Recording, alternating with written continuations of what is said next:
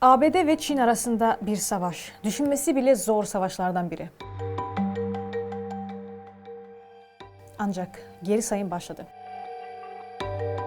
Bazı analistler ABD ve Çin'in Tayvan yüzünden savaşa girebileceğinden korkuyor. ABD Temsilciler Meclisi Başkanı Nancy Pelosi'nin adaya yaptığı ziyaret ülkeler arasında gerilimi arttırdı. Çin Devlet Başkanı Xi Jinping Batı'yı açık bir şekilde hedef aldı. Çünkü Batı dünyası Pasifik'te Çin saldırganlığına karşı yeni bir askeri ittifak kurdu. The first major initiative of AUKUS will be to deliver a nuclear-powered submarine fleet for Australia.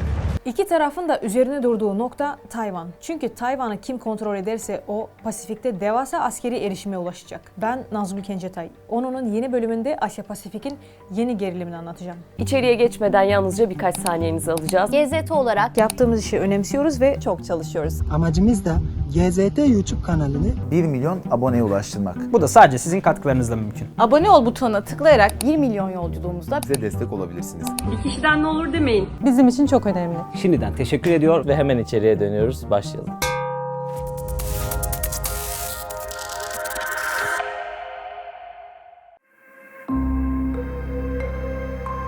Çin'in Tayvan'ı işgal etmesi ve bunun dünya için ne anlama geldiği hakkında çok şey var. Bu savaşın ne kadar olası olduğunu saatlerce anlatmaktansa bu belgeye bakmanız yeterli olacak. Bu belgede bir Çin yasası yazılmakta. Tayvan'la barışçıl bir yeniden birleşme olasılığının tamamen tükendiği yazıyor. Yani tüm diplomasi girişimlerini denedik ve işe yaramıyor. Çin hükümetinin yasaları gereği Çin'in egemenliğini ve toprak bütünlüğünü korumak için barışçıl olmayan yolların kullanılması gerekiyor. Özetle barış görüşmeleri işe yaramazsa Çin yasaya göre Tayvan'ı zorla yeniden birleştirmek için işgal etmesi gerekiyor. Peki bu gerçekten olacak mı? Zor. Eminim sadece Tayvanlar için değil, tüm dünya için gerçekten korkunç bir şey olurdu. Pekin sadece tek Çin olduğunu ve Tayvan'ın bunun bir parçası olduğunu iddia ediyor. Tayvan'ın ana karayla nihai birleşmesini istiyor. Peki Pekin'in bu söyleminin bir dayanağı var mı? 1992'de Tayvan'ı yöneten Kuomintang Partisi ve Çin Komünist Partisi'nin temsilcileri arasında bir konsensus yapılmıştı. Konsensus çatışmayı önlemek için varılan anlaşma demek. Ancak iki taraf bu sözlü mutabakatın içeriği konusunda hemfikir değil ve asla Tayvan'ın yasal statüsü sorununu ele almaya amaçlamamıştı. Çin Devlet Başkanı Xi Jinping şunu diyor. 坚定意志、强大能力，祖国完全统一的历史任务。 Kısacası Çin'e göre 1992 mutabakatı Boğaz'ın iki yakasının tek bir Çin'e ait olduğu ve ulusal yeniden birleşmeyi aramak için birlikte çalışacağı konusunda bir anlaşmayı yansıtıyor. 1979'da Amerika Çin'le resmi bir diplomatik ilişki kurdu. Aynı zamanda Tayvan'la diplomatik bağlarını kopardı ve Tayvan'la karşılıklı savunma anlaşmasını feshetti. Ancak Amerika Birleşik Devletleri adayla güçlü bir gayri resmi ilişki sürdürüyor ve ordusuna savunma teçhizatı satmaya devam ediyor. Pekin defalarca Washington'u Taipei'ye silah satmayı bırakmayı ve Taipei ile teması kesmeye çağırdı. Neden ABD Çin diplomatik ilişki kurarken Tayvan'la ilişkisini kesiyor? Hiçbir hükümet aynı anda hem Çin hem de Tayvan'la resmi diplomatik bağları sürdürmedi. ABD stratejik belirsizlik politikasıyla 10 yıllardır Tayvan'ı desteklemekle Çin'le bir savaşı önlemek arasında hassas bir denge kurmaya çalıştı. It does not mean that China has the jurisdiction to go in and use force to take over Taiwan. Ancak Joe Biden, Çin saldırırsa ABD'nin Tayvan'ın savunmasına geçeceğini birkaç kez belirtti. Tayvan Birleşmiş Milletler üyesi mi?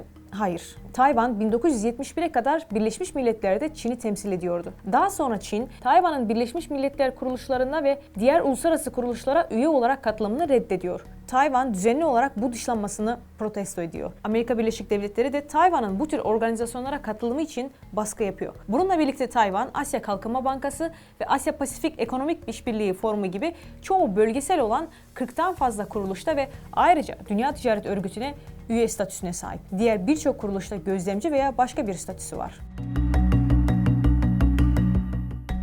Trump yönetiminde ABD, Tayvan'a 18 milyar dolardan fazla silah satarak ve Taipei'deki fiili büyükelçiliği için 250 milyon dolarlık bir kompleks açtı. Çin'in itirazları üzerine Tayvan'la bağlarını derinleştirdi. Biden yönetimi de benzer bir yaklaşım benimsedi. Silah satışlarını sürdürdü ve Trump yönetimi dönemindeki ABD yetkililerinin Tayvanlı yetkililerle daha özgürce görüşmesine izin verme kararını onayladı. Biden, Tayvanlı temsilcileri Cumhurbaşkanlığı açılışına katılmaya davet eden ilk ABD başkanıydı. ABD, Tayvan'la askeri eğitim ve diyaloglara katılıyor. Bölgedeki askeri varlığını göstermek için düzenli olarak Tayvan Boğazı'ndan gemiler geçiyor ve Tayvan'ın savunma harcamalarını arttırmaya teşvik ediyor. Ayrıca Tayvan, ABD-Tayvan ilişkilerini güçlendirmek, adanın savunmasını güçlendirmek ve uluslararası örgütlere katılımını teşvik etmek için yasa önerdi. Önerilen yasada 2022'de Tayvan, NATO'yu önemli bir müttefik olarak belirlemeyi düşünüyor. Dünya, bir Çin işgalinin olasılığı ve zamanlaması konusunda aynı fikirde değiller. Ancak Hint-Pasifik'teki en üst düzey ABD askeri komutanı, Çin'in önümüzdeki 10 yıl içinde Tayvan'ı işgal etmeye çalışabileceği konusunda uyarıyor. Bazı uzmanlar ise böyle bir işgalin daha uzakta olduğuna inanıyor. Ancak 2049 kritik bir tarih. Çin Devlet Başkanı Xi Jinping, 2049'a kadar Tayvan'la birleşmenin şart olduğunu söylüyor. 以和平方式实现祖国统一，最符合包括台湾同胞在内的 Çünkü 2049'da Çin Halk Cumhuriyeti'nin 100 yıl dönümünde içinde birçok Türk topraklarının da olduğu Çin rüyasını gerçekleştirmek en büyük amaçları. Rusya'nın Ukrayna'yı işgal etmesi sonrası Moskova'nın hamleleri Pekin'i benzer bir şekilde Tayvan'ı işgal etmeye teşvik edebilirdi. Pekin, Rusya'nın zorluklarına tanık olduktan sonra daha temkinli olmayı düşünüyor. Çinli liderler Rusya'nın başarısızlıklarını inceleyecek ve benzer hatalar yapmaktan kaçınacak. Ne olursa olsun Tayvan beklenmedik duruma hazırlanmayı en önemli önceliklerinin biri haline getirdi. Ayrıca Tayvan, Çin'in askeri modernizasyonu için önemli bir katalizatör oldu.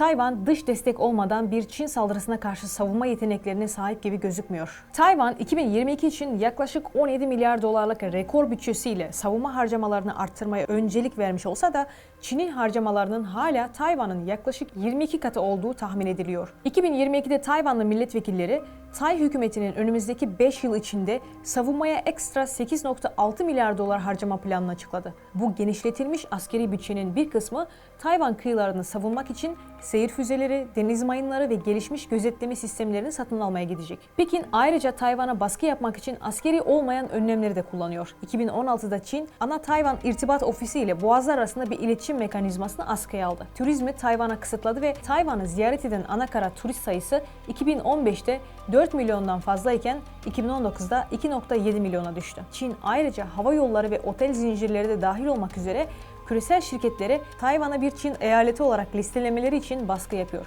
Ayrıca Çin, Tayvan'la bağları olan ülkeleri korkutuyor. 2021'de Çin, başkentinde bir Tayvan temsilciliği açtığı için Litvanya ile ticaretini bile kesmişti.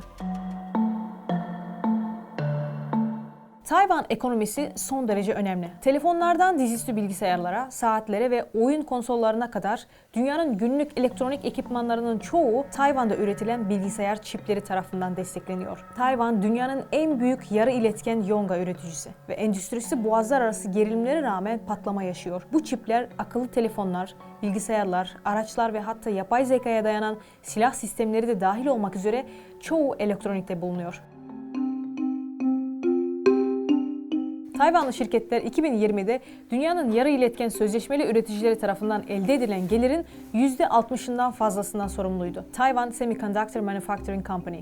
Bu şirket dünyadaki en küçük ve en gelişmiş çipleri yapacak teknolojiye sahip iki şirketten biri ve dünyadaki tüm çiplerin %90'ından fazlasını üretiyor. ABD'nin Tayvanlı çip firmalarına bağımlılığı aslında Tayvan'ı bir Çin saldırısından koruma sebebi. Amerika Birleşik Devletleri'nin kritik çipler için tek bir şirkete ne kadar güvendiğinin farkında mısınız? Biden da farkında. ABD Başkanı Biden, ABD çip endüstrisini güçlendirmeyi zorluyor. 2022'de Kongre, çip yapmak için 280 milyar dolarlık geniş bir yasa tasarısını onayladı. Tayvan ekonomisi, adanın en büyük ticaret ortağı olan Çin'le ticarete bağlı kalmaya devam ediyor. Bununla birlikte kısmen Pekin'in ada üzerindeki baskısı Ve Tayvanlı yetkililerinin ülkenin Çin'le ticarete aşırı bağımlılığı konusunda artan endişeleri nedeniyle ekonomik ilişkiler son yıllarda kesintiler yaşadı. Ancak Tayvan, Çin'e tam bağımlı kalmamak için Güneydoğu Asya ve Hint-Pasifik ülkeleriyle başarılı bir ilişki sürdürüyor. Tüm bu yukarıda anlattığım sebeplerden dolayı Asya-Pasifik'in önemi gittikçe artıyor. Bu bölgeyi daha çok konuşacağız. Takipte kalın.